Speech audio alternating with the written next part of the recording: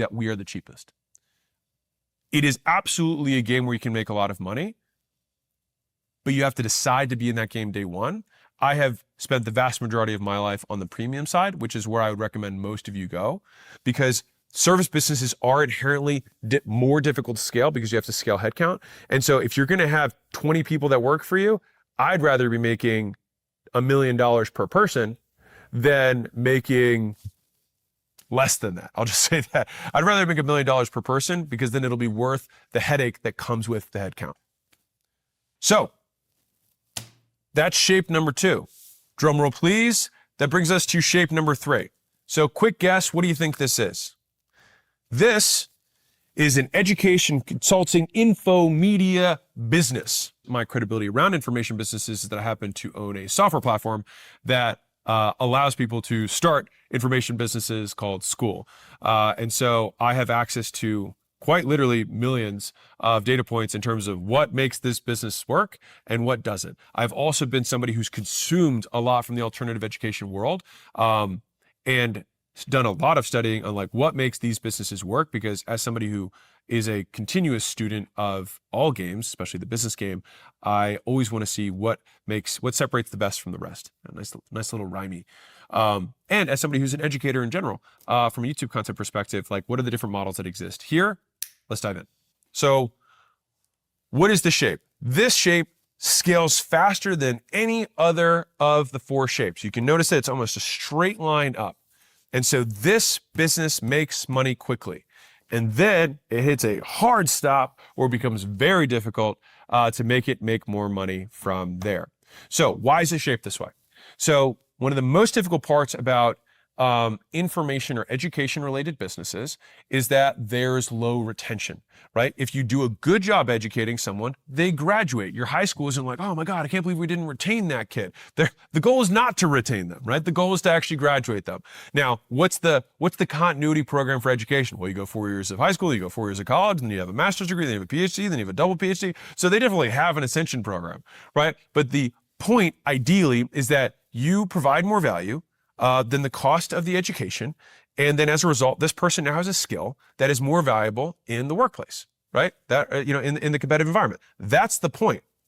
So the reason that education can make so much money so quickly is that if you have a valuable skill and that skill is unique and difficult to acquire in the marketplace, then you can charge a big amount of money for something that actually costs you very little. It costs you a lot of money and time to acquire the skill one time for you, but then you get to duplicate that skill through the education over and over again through other people. And so I'll just use simple math here.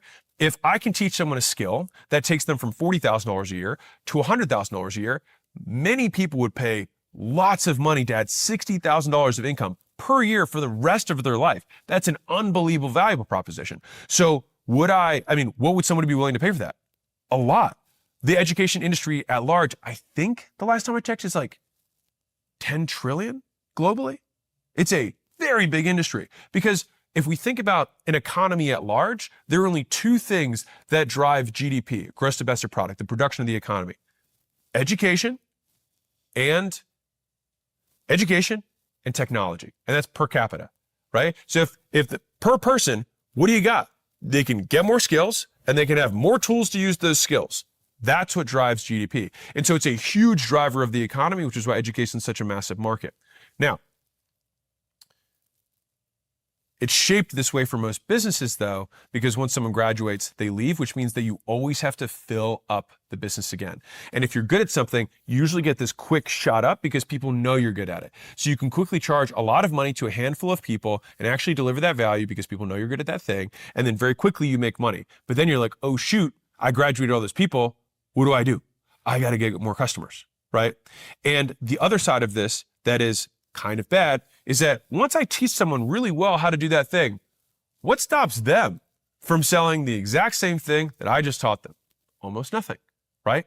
And so this is why the shape is shaped this way, because more entrants, if you teach more people, starts putting this downward pressure. So you've got downward pressure in that people are exiting, and you've got more competitors that are always entering the market because it's very easy to, 1, create competition, number 2, start an education business because it costs almost nothing if you have the skill.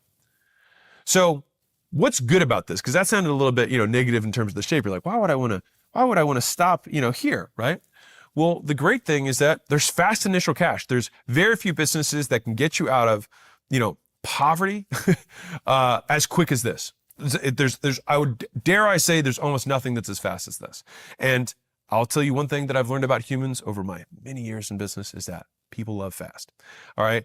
And it's also one of the easier ones. So fast and easy, very compelling value proposition. And I'll give you the third value proposition. It's also cheap. So fast, easy, cheap to start. Wow. Very compelling. Now, when you have something that's fast, easy, and cheap to start, what's the downside of that? Well, lots of competitors. It's also fast, easy, and cheap for them to start. All right. And so what sucks about this? It's difficult to scale typically past $1 to $3 million a year. Now, I think a big part of that, this is pure rule of thumb, anecdotal observation from me. It's hard because most people don't have the promotional skill to get beyond the first $1 to $3 million. And the more talented the individual is, the more difficult it is for them to scale the delivery. So these businesses sometimes start to bleed into service businesses, right? They have some sort of DIY, do-it-yourself, self-led education thing. And then people are like, well, I'd like some teacher, I'd like some help. And so then it starts to get a little bit of crossover into services, and it starts to get some of the negative sides of services, which is, oh, now I got to train all these people to be as good as me at delivering this thing that's taken me 10 years to learn. And so people take one of two paths. They'll either say, well, I'm just not going to do that. I'm going to make it one-to-many forever, which I do recommend for a lot of people. I think it's actually not a terrible idea. The other option they do is they say, oh, I'm going to get a bunch of coaches or teachers, right? That I'm going to teach in a weekend how to do my thing, and then I'm just going to outsource all the work to them. But if the thing that you have is so valuable that you charge so much money for it, if you could teach someone in a weekend to teach it, you're either not selling something that's that valuable, or you're lying about the fact that they're actually as good as you. And so the analogy that I have for this is, imagine I have the world's best milk. All right, the world's freshest milk, and let's assume that you have no dairy issues. You're just a good old-fashioned, Wisconsin boy. All right, you can just drink your dairy. Now, let's say that I have 10 customers and I only have one glass of milk. So I have two options. Option one is I can do 10 shot glasses and I can pour the milk into those shot glasses. Option two is I can have glasses of the same size that are all filled with water, and I put a shot glass worth in each of them. So I give you this much of a shittier milk, or I give you a much smaller amount of the same quality. Which one would you rather have? In my opinion, most people would rather have a smaller amount of a good thing than a larger amount of a bad thing. To me, this is what the vast majority of businesses choose to do by saying, oh, I'm going to hire this person, I'm going to train them for 5 hours, and then I'm going to sell the services at the same price that I sell for myself for this person. So then they get this very diluted thing. Now what happens here? Your reputation starts to take a hit. And so you started getting word of mouth, and that stops happening because you're not teaching as well, because they're not teaching as well, because they're not as good as you. On the other hand, these businesses where the main educator also learns some skills with promotion, those people, because they just continue to dilute down access, the rate of you diluting down access is almost always proportional with how good you are. And so if you have the best milk in the world, you can actually give that the tiniest shot, and it's still good and better than one guy who's mediocre giving 100% of his attention. And so one of the interesting things about this model is that with technology has democratized, has made it even access for people to get educated. And when you have democratized access, you often will have consolidated production, meaning if you're the best in the world, you get to do it for everyone.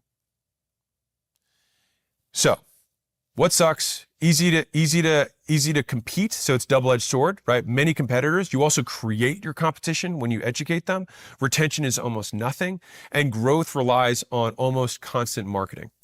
And then you always have a little bit of reputational risk if you're not good at ops, which is a totally different skill set than education, where you can actually scale the other components of the business. And so reputation can take a hit. And that's why many businesses can shoot up quickly, and either they fizzle out and they become what I call offer hoppers. So they just come up with a new thing every year that they're selling. From an education perspective, that is a way to do it. I don't think it's the way of life that I would prefer to live, but some people do that. The alternative is that they just kind of putter along at that same level, and they just get new people in, the old people leave, and that's just what they do. And it's very difficult for them to scale. So what's the big problem that you have to solve if you have this business? Number one,